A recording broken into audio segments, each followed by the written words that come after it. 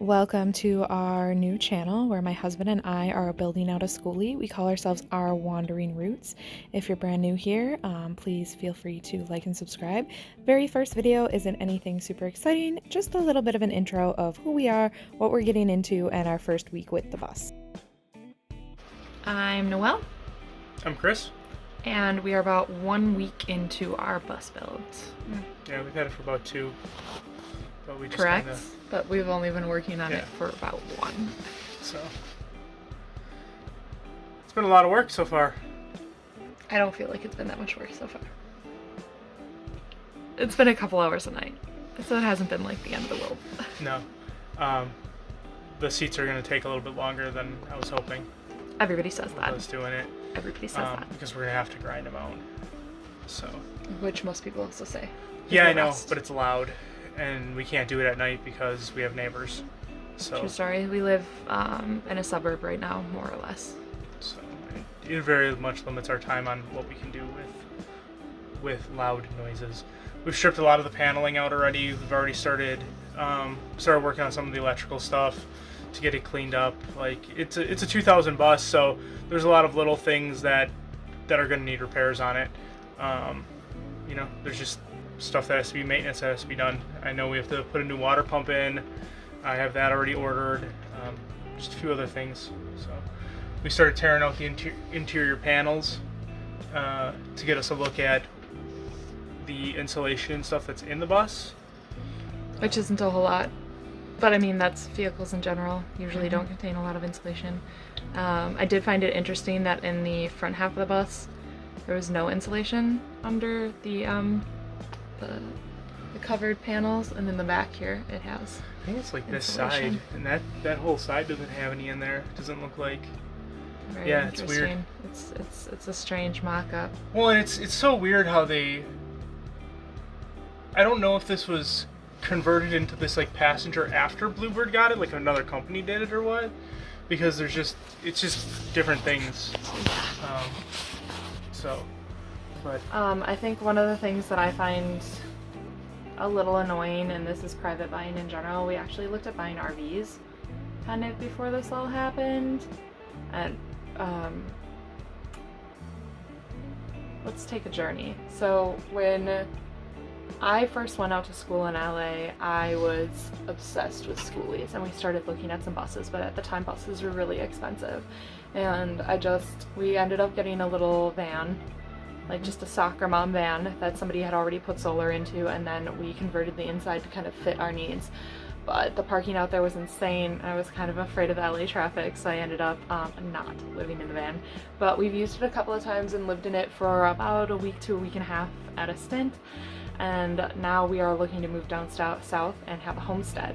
So as we are building our homestead, we need somewhere to live.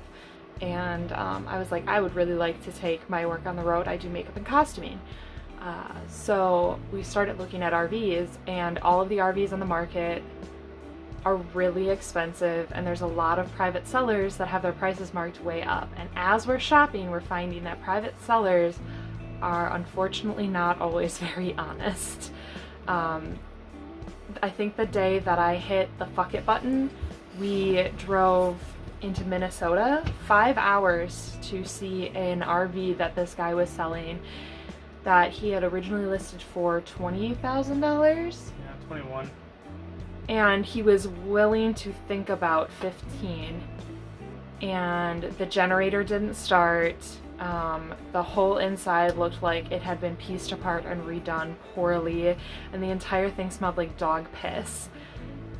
And I wasn't about to pay $15,000 for some roach coach that smelled like dog piss, and nothing in it worked.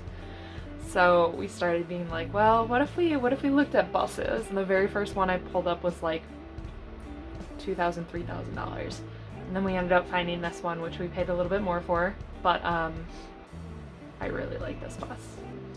Yeah, it's a Wisconsin bus, so it has rust. Like, you just can't avoid it around here. There's some rust on the body.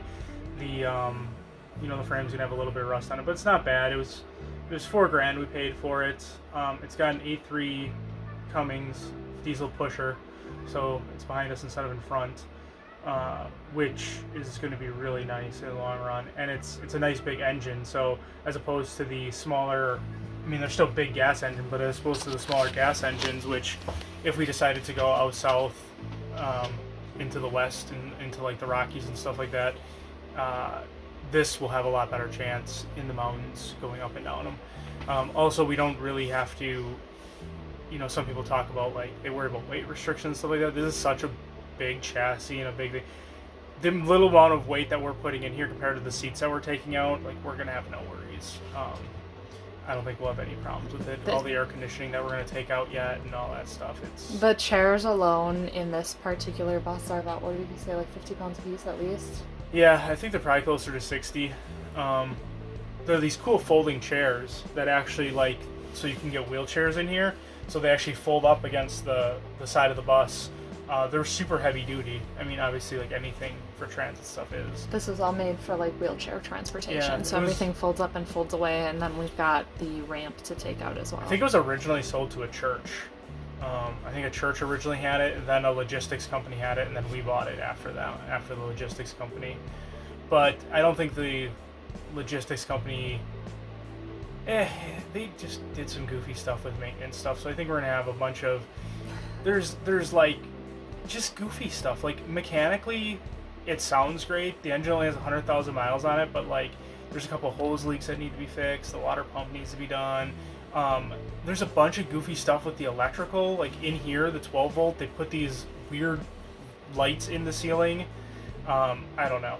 Party lights? Yeah.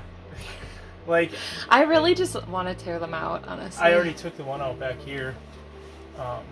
You can see it's hanging If we want to put lights in the tracks, I think we should just put like white solar-powered LEDs. Yeah, they just have them hot glued in. I told you that. Yeah. You didn't believe me. He didn't believe me. I was like, these are just glued into the track. And he's like, no. And I'm like, they are. Yeah. They totally are, aren't they? Yeah. Yeah. Well, if you pull them down, you can here go pull that one down. Pull it down after. You'll see. No, it's not anything fancy. It's really. Yeah, I pulled the other one down and I'm like, I don't understand. They're all red and blue, so it's like really just.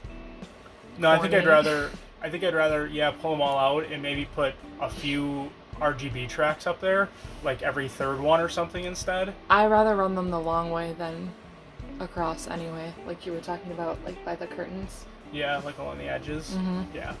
Well, we have to decide what we want to do with these panels. Yeah. If we want to pull them out, I kind of think we should just pull them out and build a wall. I can't wait to get all the rest of the seats out of this sucker because I am sick of waiting. I am ready for bus life.